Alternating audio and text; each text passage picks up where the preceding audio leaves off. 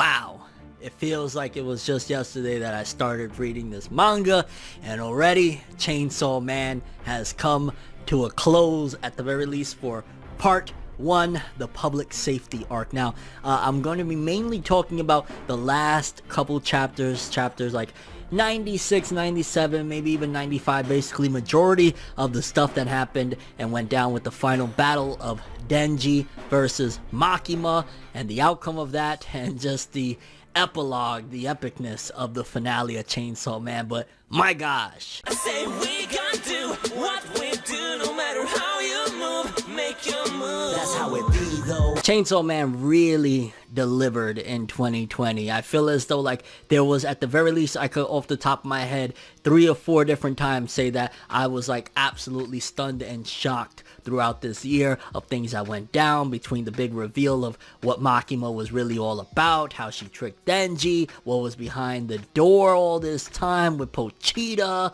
like even starting off the year with what happened with Reze. It was just like one thing after another with this manga of just insane epicness when they went to freaking hell and all of that stuff. It was just like insanity. And honestly, I would say one of the big things that you could describe this manga is very unorthodox. It really redefines the way storytelling is done beyond belief. Like honestly, I've been so in love with this story, this series, these characters and whatnot, that I even went and checked out the other work from the creator of Chainsaw Man, Tatsuki Fujimoto, Fire Punch. Like, and I'm in the middle of reading Fire Punch right now and absolutely loving it. Like, this author is going to go down as truly a GOAT, because Chainsaw Man, man, it's freaking insane and truly deserving of the word greatness and then some. It is revolutionary. This manga really changes the way, and honestly, it inspires the author within me of how you can tell a story and break the rules of, like, you know, setting forth a path of like, you have to write this way. Like, it feels like it's just a breath of fresh air in an insane way. So of course we had the final fight with Denji versus Makima after everything that went down with Power. I want to say that was the last time I talked about Chainsaw Man, with everything that happened with Power and her dying, her returning to help out Denji one last time and everything, which was heart-wrenching and just absolutely tragic, sad, all of the above, and I was torn by that. But then we lead into the final battle of Denji versus Makima, and I just gotta say one major thing, which I'm imagining he used it as a major setup leading into part 2 whenever that goes down, whatnot. But what happened with Kobeni?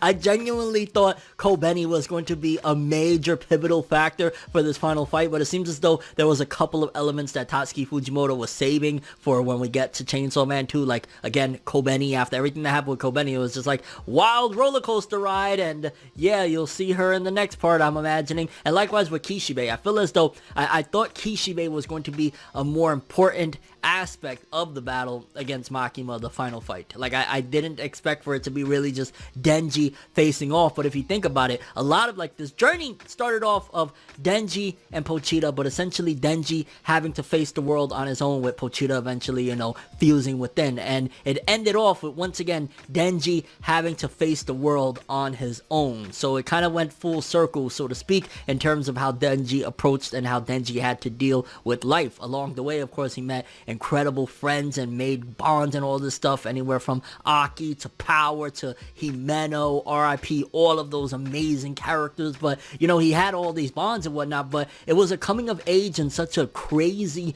way for Denji. It started off where he just wanted to have a good meal. It led into he wanted to touch boobs, he wanted to kiss, he wanted this, that, and the third, being very humble to a certain degree of what he wanted, and then ultimately him discovering like, yo, I want everything this life has to offer and then some. And I love it. The character progression throughout the story of Denji is realistic to a certain degree, but also just amazing. Absolutely amazing. And the way the battle went down with Denji and Makima, him tricking her essentially, like, you could argue it definitely feels as though, like, yo, with somebody that is that methodical, somebody that is that in tune with how to, you know, catch somebody, how to do some real crazy and grimy shit as everything she pre-planned. For her to get outsmarted by Denji, it was a character defining moment for Denji, because towards the end of when he was like talking with Kobeni and Kishibe and looking at the TV and stuff like that, I think it showcased like in a weird way, like, you know how the power of friendship is one of the big elements of, right, like, you know, shonen manga and shonen characters and whatnot, and having that driving force is what makes people,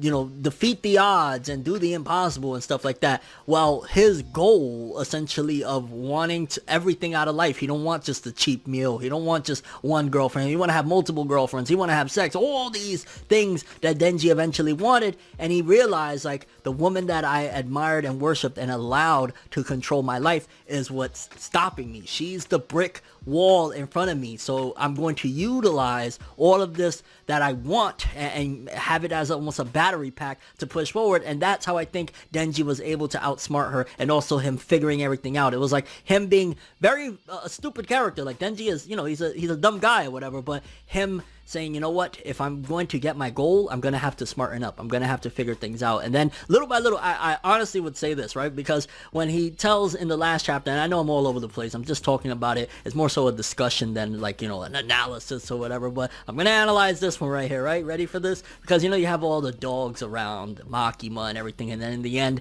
Denji is talking to Kishibe on how he was able to do it, how he was able to discern what Makima is capable of and all that jazz. He's like, yo, it's that she don't really look at people. She more so remembers people that she actually is interested in via scent, via smell. So essentially, Makima, in a weird way, I feel as though Fujimoto was trying to say, she was a female dog, aka the whole moral of it all was Makima was a bitch. That's genuinely what I think Fujimoto was trying to get at the end of it all. Like, yeah, there's deep and complex stuff, and there's probably many different messages you could get from there, but I think one of the things was genuinely just, no, Makima was a bitch. She was through and through a bitch. Because, like, at the end of the day, him saying, like, yo, she never really even looked at me once. You know what I'm saying? She was into Chainsaw Man. She was into the demonic parts inside of me. She wasn't into me, and you can see that was heartbreaking. Like, Denji went through a lot in this story, and people don't really realize it. Like, this is a different take on like tragedy, different take on just going through some of the worst things humanity possibly can go through, from, you know, him starting off being broke, having to do all these odd jobs just to get by to pay these mafia people, to going through this incredible, insane, dangerous and crazy journey of, you know, having to be a devil hunter and stuff like that. And then everything leading, his emotions, seeing the people that he cared about most die right in front of him. Denji went through a wild ride. And, you know, speaking of, because we've been talking about mainly the ending and whatnot, and the way Makima went out with Denji, I love how it's multi-layered, right? It was like, he came up with a way of like, well, maybe this could be the ultimate way of stopping Makima. I'm going to eat her. And you see that, oh my god, you know, he's frying things up at the end after the battle at the graveyard. And basically, Kishibe, all he did was be his driver. Like, I think that's all he did, if I'm not mistaken, and maybe I'm wrong, it wasn't him, but basically a driver picked up Denji and Makima after he sawed her down and shit like that, which is like, okay, I thought Kishibe was going, like, there was a lot of theories going around about maybe because of the contract, Kishibe went to kill the prime minister. There was some crazy shit out there, but it seemed to look like, at best, maybe he was the driver to get Denji to take Makima and turn her into a fucking soup, a souffle. But that was so crazy, because like, I expect from like different series and whatnot, and I think it was like the ending of Tokyo Ghoul 1, where I want to say we thought Kaneki was eaten or something along the lines of that. It was almost doing the reverse, like the crazy villain Makima was truly eaten. And the way Denji did it, again, like I was saying earlier, multi-layered, that yeah, this was the best way that he could think of to stop her, which a dumb guy like Denji thinking, what if I just eat the bitch? You know what I'm saying? Very simple. But also when he says, and he clarifies, like, yo, I didn't want it to be like this is not what I wanted, but I wanted to become one with her. So if I could at least put her into my body in some weird way, then we were one. So like, it was very horribly poetic or tragically poetic, or just dark poetry at its finest, of him eating Makima, becoming one with her. He finally got to eat out Makima, but it wasn't in the way we all thought. And then the big reveal when, you know, he's talking with Kishibe on the bench of how he was able to do it, how he was able to take down Makima, and the little girl shows up, Nayuta, and bites his finger, and it flashes back to, which again, I said it in the spoiler video if you was watching the spoilers that I talked about for Chainsaw Man, that basically this was around like volume 2, early chapters, that Makima bit Denji's finger and told him, if you want to remember me, remember this sensation, and you'll remember from now on, if I ever bite your finger, that that's me. So the fact that Tatsuki Fujimoto was able to use that and pull that and have it as like the ending with this little girl showing up was genius, brilliant. I loved it. I love foreshadowing like that. Small and subtle thing like, oh, she, you know, biting the finger, but it meant a lot deep into it. And basically finding out that Makima is really dead. Unfortunately, sadly, tragically, because even though every bad thing that she did, like, she was an awesome character and she was an essential part of things that Denji loved. This is from, like, you could argue the old Denji at this particular point of he admired and worshipped Makima. He allowed her to control him for a long time, the control devil herself. And Kishibe saying that this little girl is the reincarnation in a way of not Makima, but the control devil. She's the new control devil, and Makima is truly dead. That was sad for me. I'm not even gonna lie, I was really sad about that. I was saddened by the fact that she went out that way, but finding out that essentially this is a second chance for the control devil to live again and go potentially down a different route, and Kishibe is like, yo, I'm leaving you to raise her. It was such a unexpected ending for a manga, Chainsaw Man. Like, this is what made, in my opinion, again, this such a different ending, such a unique ending, and such a good ending. It's not anything you expected. It's not like it had to be a Steven Spielberg explosive film. We already did that the last couple of chapters leading up to this, but basically giving Denji a new start at life. Now he's raising this little girl, and, you know, even the conversation with Pochita, it was like the cherry on top for me of everything. Whereas, like, for starters, one of the things that Pochita wanted, we always knew what Denji wanted. We always heard what Denji wanted, of him wanting to eat a good meal, wanting a date, all this stuff.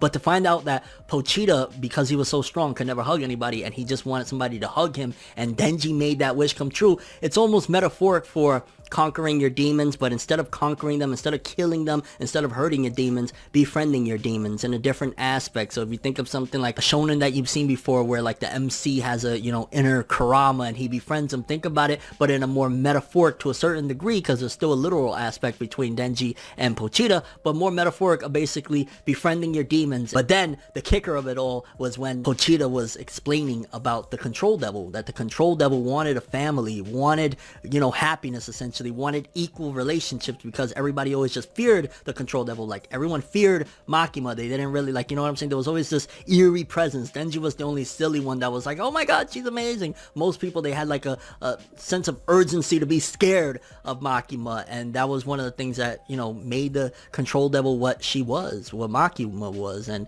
ultimately the government raising her, and Pochita saying, yo, this is the opportunity to make the control devil go down a different route, raise her. And it honestly made me tear up. I'm being dead ass, I'm so serious right now, when he said, but how do I do that?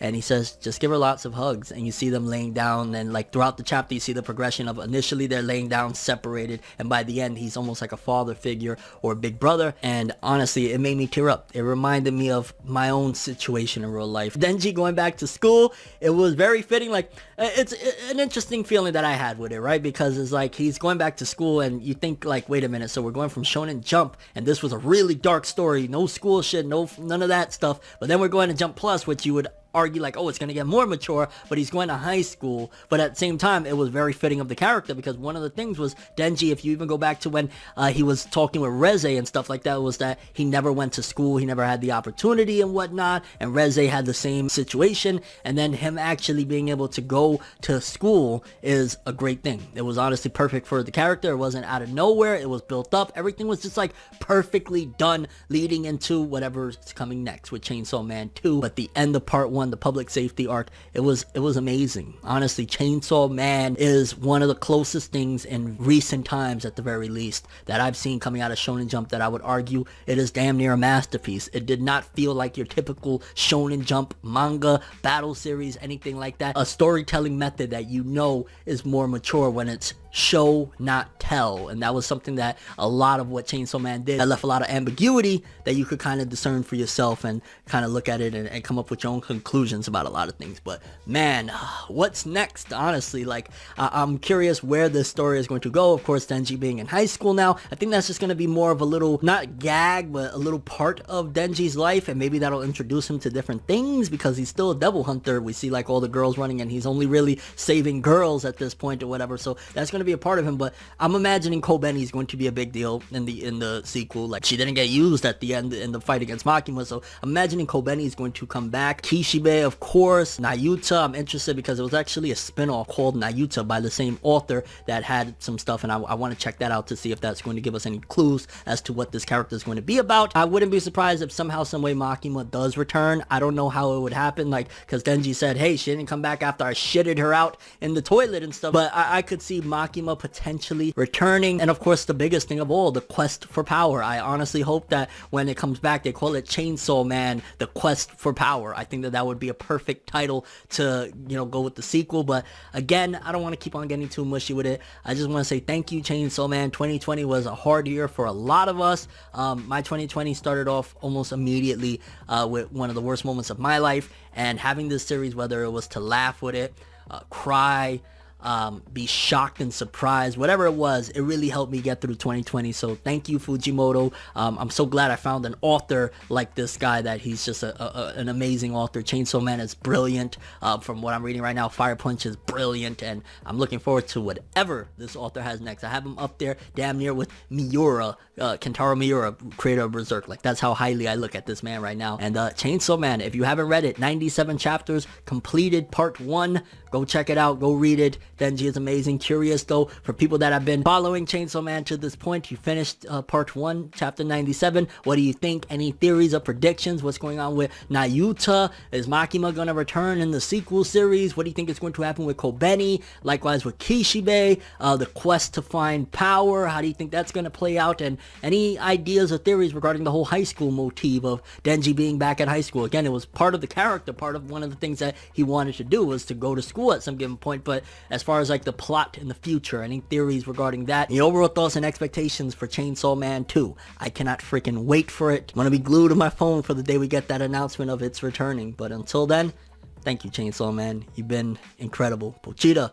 Denji, till we meet again, have an awesome one. That's all I have for this one though. Thanks for watching. Hope you enjoyed. If you liked anything I had to say or enjoyed the video, drop me a like. I'd greatly appreciate it. And if you want more from me, make sure to subscribe. Follow me on Twitter, Instagram. Hit that bell to get all notifications. And if you want to follow any of my other social media, links in the description below. I'm ForneverWorld, and as always, people, have an awesome day. And remember the golden rule. Anime and manga for life. Boy. Have an awesome day. Peace in, and long live Chainsaw Man! Chainsaw Man! Chainsaw Man! Chainsaw Man! Arrgh. Although I shouldn't be rooting for him because I'm making him weaker, but yeah. Till we meet again. Peace! I'm the first fucking president! Yeah! Power! Ah. It's nights like this, and times like this, What's that? that I can give another hit. But I've got this inside a switch, a natural bliss, but that I